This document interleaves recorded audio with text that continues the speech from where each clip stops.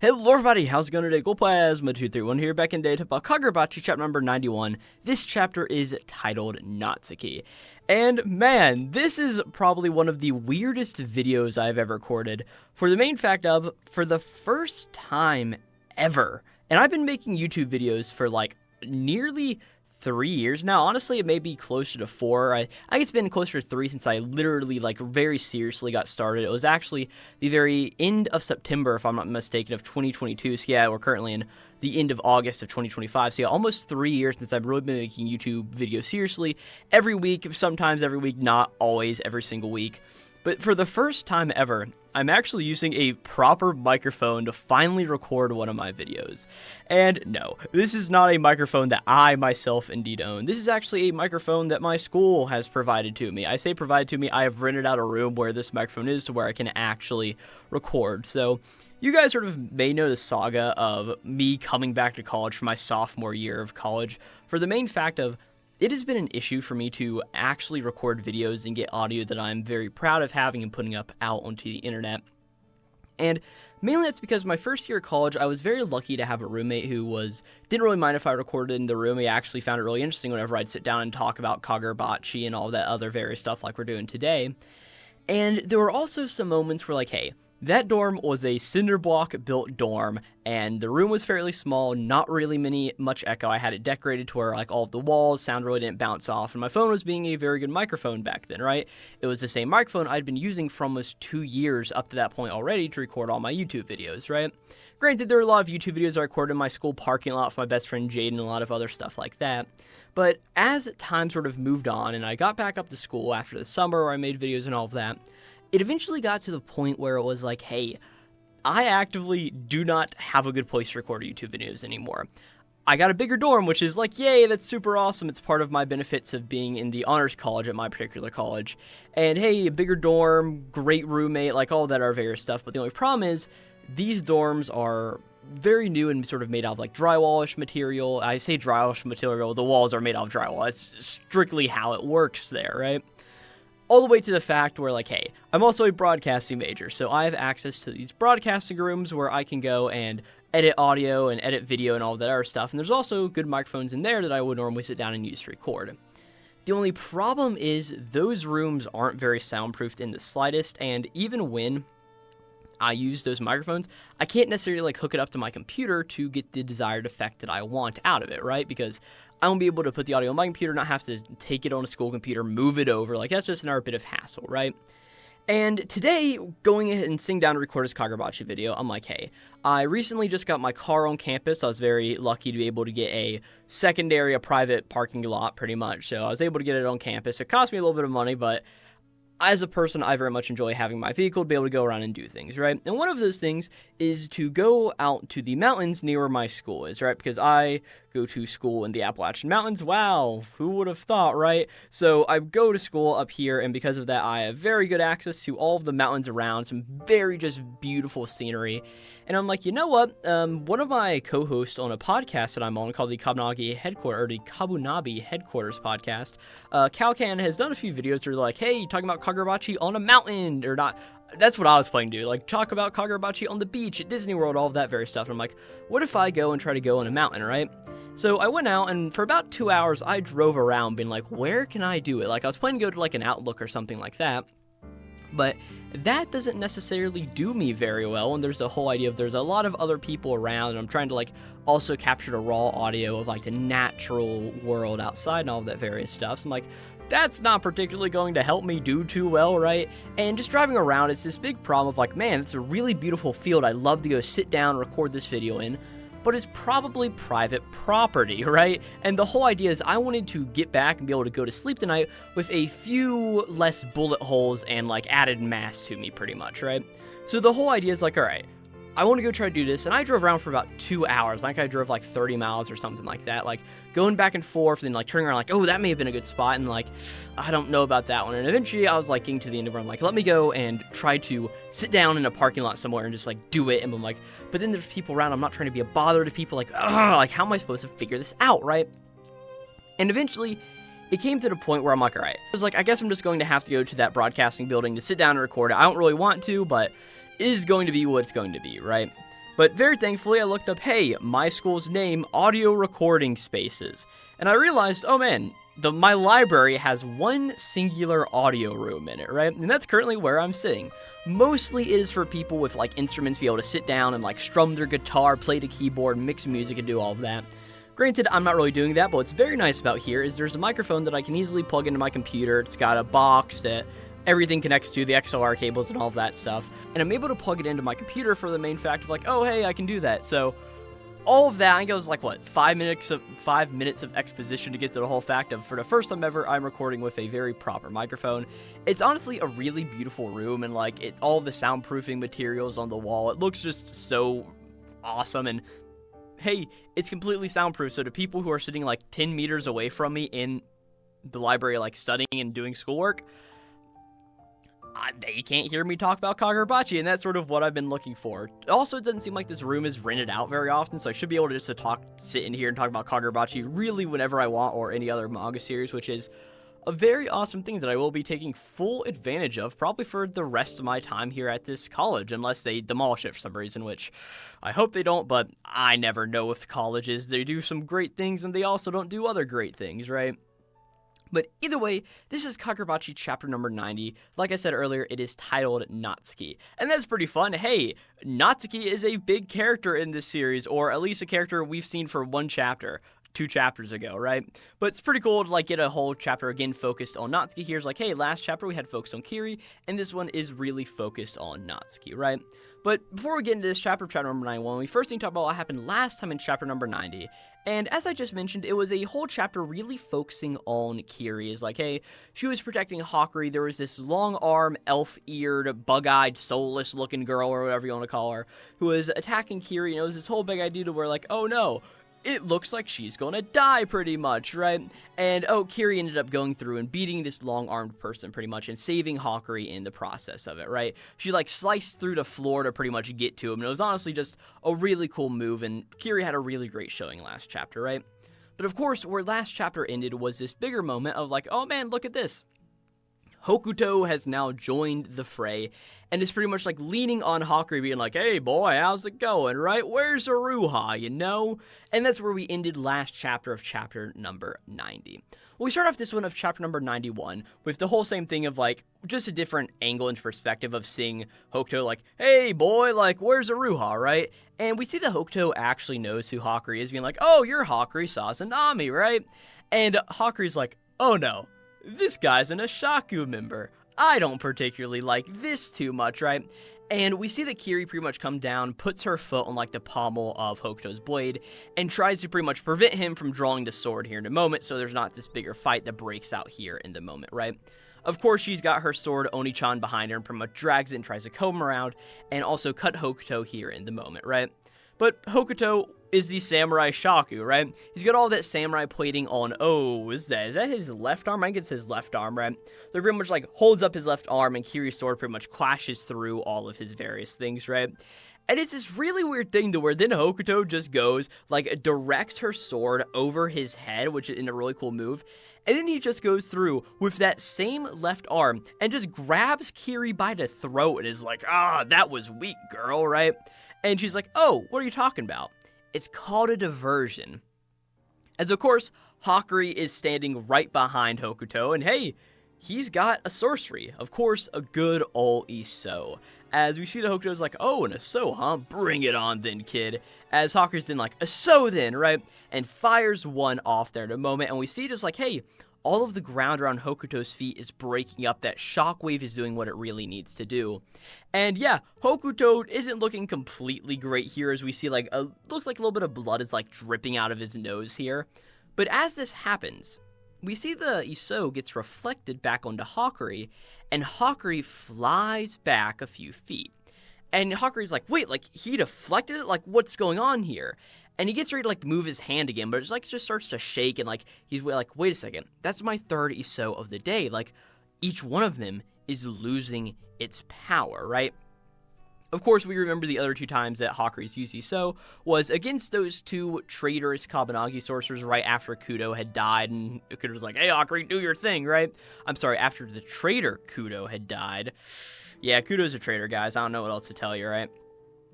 But either way, it's this whole idea of, like, he used a soul on them, and of course, whenever pine trees were erupting out of the traders after they pretty much, like, killed themselves, and, like, hey, it was coming towards Hakuri, Hakuri used his soul to block that, pretty much. That was during the whole thing of, like, Kashima, and when the shape-shifting, and then the bug-eyed, long-armed, elf-eared, oh gosh, what are all of her character traits? A lot of stuff, the soulless girl pretty much appeared, right?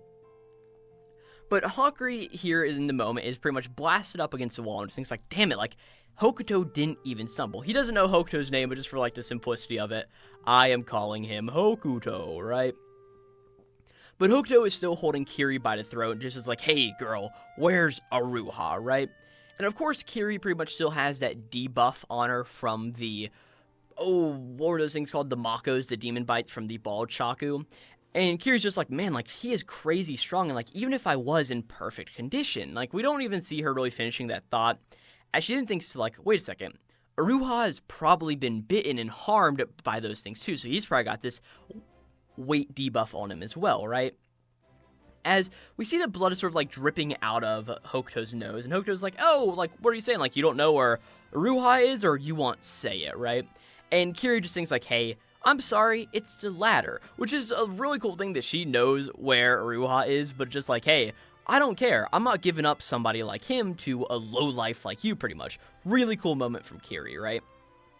But it's this whole idea of she just thinks like, hey, run, Hakuri. You need to get out of here. As Hakuri is also thinking like, no, if I can unleash an Iso like I've done before, then I can maybe take him out, right? As all of a sudden, we just see Hokuto's like, oh man, too bad then, and starts to grab his sword here in the moment as he looks over towards Hakuri.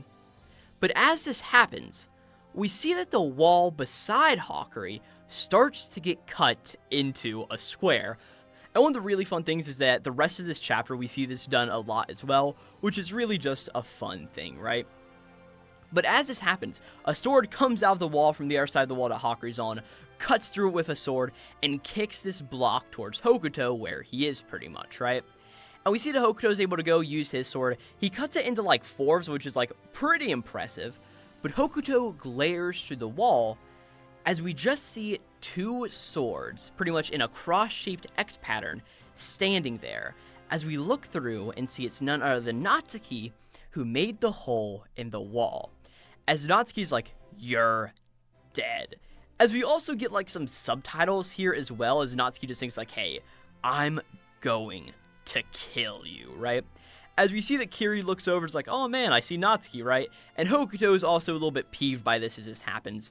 Natsuki jumps out of the wall and sort of much goes towards Hokuto, swords ready, getting ready to attack, right? And we see they Natsuki forces Hokuto back through some doors here on the floor and level as well.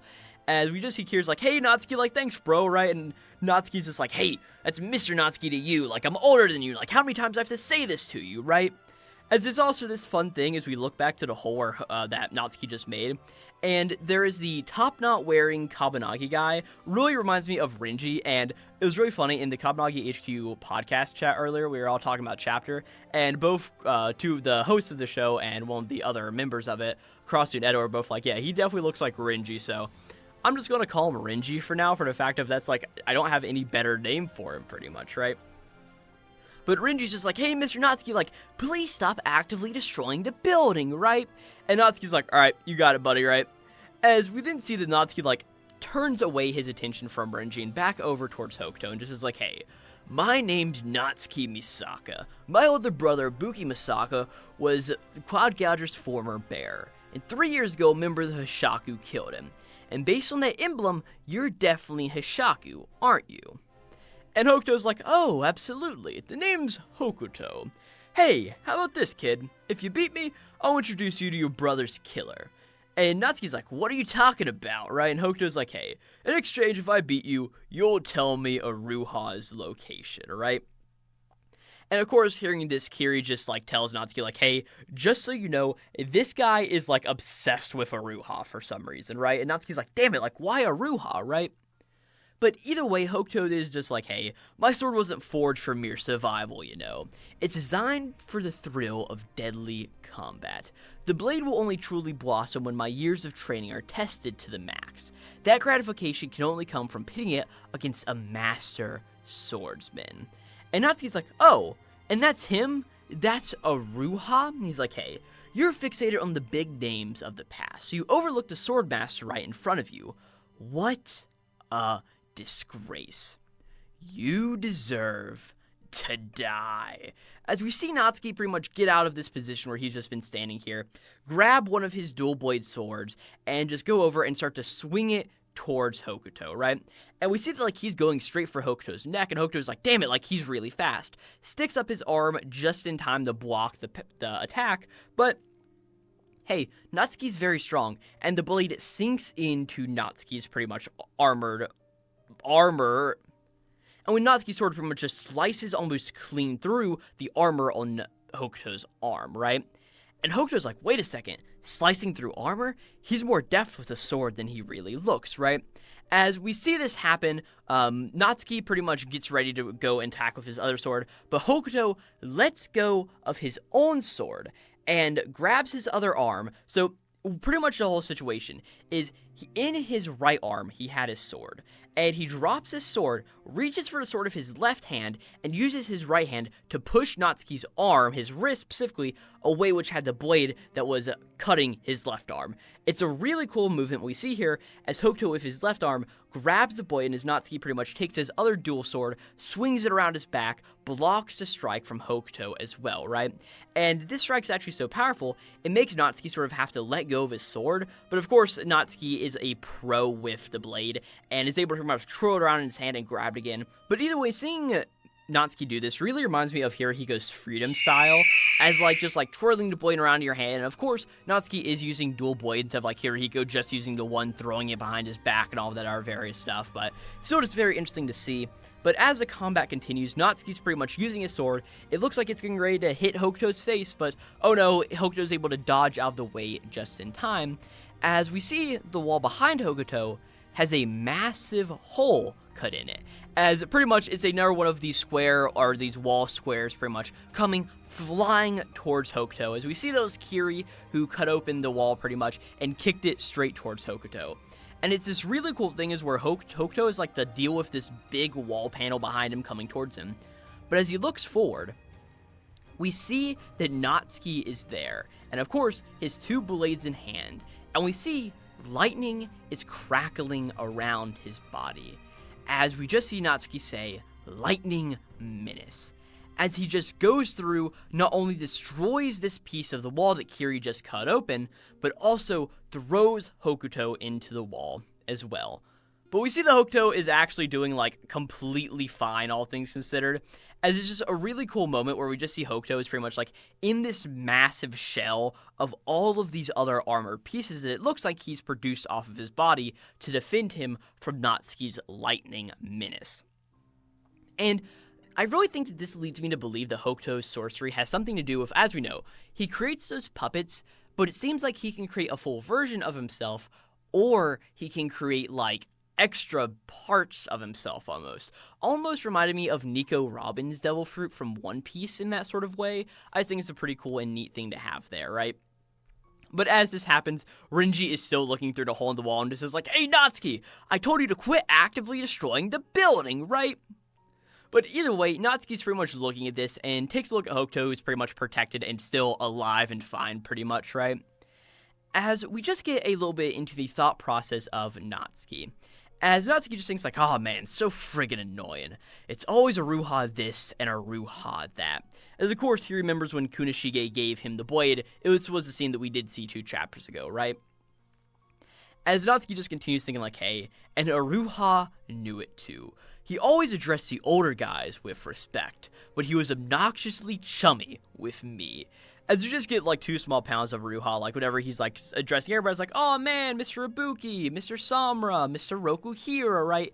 Giving everybody the proper respect they deserved. But with Natsuki, he's yo Natsuki, what's up brother, right? Pretty much. And it's this whole thing where Natsuki just thinks hey, Kiri also reminds me of that annoying old geezer, but she's equally disrespectful to everyone, so she's not really that bad, right? You just remember she's hey, what's up Natsuki, you're cool, I like you being here, right? As we also just understand that both of the Misaka brothers are actually almost half slaughtered by Itsuko Shirakai 2 times, so it is a reason for Misaka not to like Itsuko, right?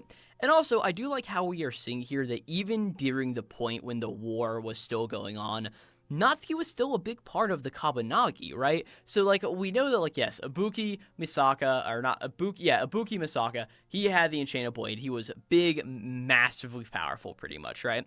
But in the same vein, while Natsuki didn't have the Enchanted Blade, he was obviously a very competent fighter as well, right?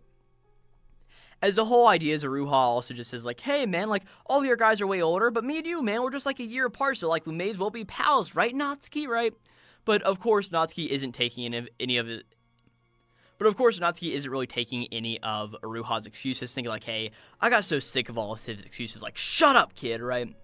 And we then remember Natsuki's like, hey. And then this guy asks where Uruha's at. Like, what a shame. He already bit the dust. Like, good riddance. He was nothing but a thorn in my side. But, of course, Natsuki is thinking this as the roof around them starts to cave open. And as this happens, we see two characters falling down from the 5th floor down to the 6th. Of course, none other than Uruha and Yora. And we just get a really cool page of them falling and Natsuki pretty much seeing this in the moment. And of course, this is the battle between Hokuto and Natsuki. And who do they both sort of not want to see but also see? Uruha, right? And as this happens, we get a really funny panel where Hokuto just looks up and sees Uruha falling down, being like, oh man, my opponent's finally here. And Natsuki, mouth agape, just looking up at Uruha, just going like, oh, damn it. No, don't tell me he's here, right? As we see Uruha looks over and says like, oh, hey Natsuki, with you here, we can win this battle, right? And we just get a look at Natsuki's eyes, who is just like so peeved off here in the moment. And the final note of the chapter is Renji all the way in the hole in the wall, just being like, damn it, guys, I told you not to destroy. And he's like, damn it, fine, like I even care, pretty much, right? And that's where we end this chapter of Kagurabachi, chapter number 91. Now, this was such a fun chapter through and through. I really liked seeing sort of because this battle really progressed in a few different ways. It was Hokuto versus Kiri, Natsuki versus Hokuto. Kiri jumps back in, and then Natsuki and Hokuto just continue on the fight until Uruha finally enters the battle.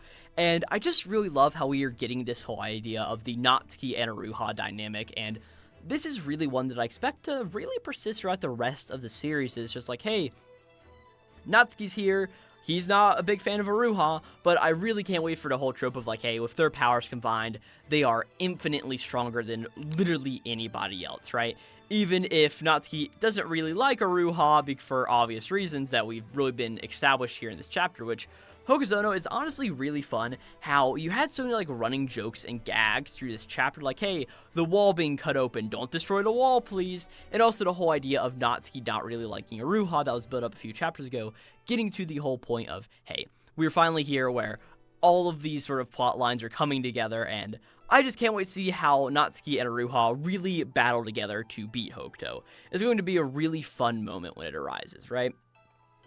As far as my prediction from last chapter, I didn't really hit that nail on the head whatsoever. I really thought that like Hokuto was just going to sort of let Kiri and Hakuri go in hopes of finding Uruha, and he sort of does that, but he sort of like fights him while just continuing to ask where Uruha is, so I guess I am just wrong on most levels there. But yeah, just a really good chapter. As far as predictions for next chapter go, I legitimately think it's just going to be one of those things where we just probably stay here with the battle between Natsuki, Uruha, and Hokuto. And here pretty soon, though, I think that we're going to have Chihiro and Samura finally enter the fray, because, of course, it's the whole thing of, like, this invasion started when Chihiro and Samura's battle actually fully started, pretty much, whenever Samura let go of the owl in the sky. So we know, like, this is a battle that's, like, had its moments, so we're pretty much trying to build up that convergence point of when both of these events are happening, pretty much, right? But either way, just a really good chapter of Kagurabachi.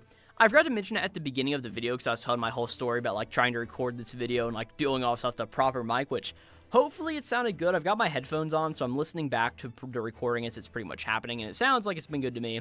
I think I've had the microphone up a little too high. I think the gain was up a little bit, so I think there's been a few moments where I've sounded, like, a little bit louder and, like, almost peaked it a little bit, but not really too much. It's really been few and far between, if I'm not mistaken. But yeah, all that out of the way. Oh, this is what I forgot to mention earlier. Hokuzono was an anime expo here yesterday. Of course, I'm recording this on Sunday. He was there at Saturday. So if any of you guys got to meet Hokuzono and you were watching this Kagurabachi chapter review on YouTube, let me know in the description box down below. I'd actually be really interested to know if you guys were there or not, because I don't know, it's just something that I really want to do. I just feasibly couldn't, because like New York is a place where I've never been, and I'm probably not going for Anime Expo. Unless Hokuzono comes next year, I am going to have to make it then, right? But yeah, of all out of the way, just thank you guys so much for watching this video on Kagurabachi chapter number 91. Again, this chapter was titled Natsuki. I wonder why. Natsuki was a key focus of this chapter. Hokuzono, you're good at naming your chapters again. You're back. You're pretty much doing good in my book, right? But if you guys did enjoy this video, I've covered Kagurabachi plenty of other times on my YouTube channel. I've covered it pretty much since chapter number 44, so if you want to hear any of my thoughts on chapters between 44 and 91 here, well, there'll be a post in the description box of this video along with the end card of this video where you can go and check all of that out, right?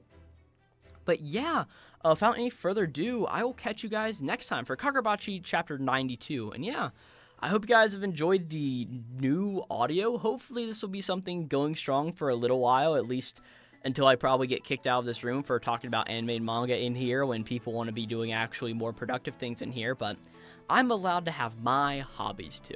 I'll catch you guys next time. This will be Glowplasma, signing out.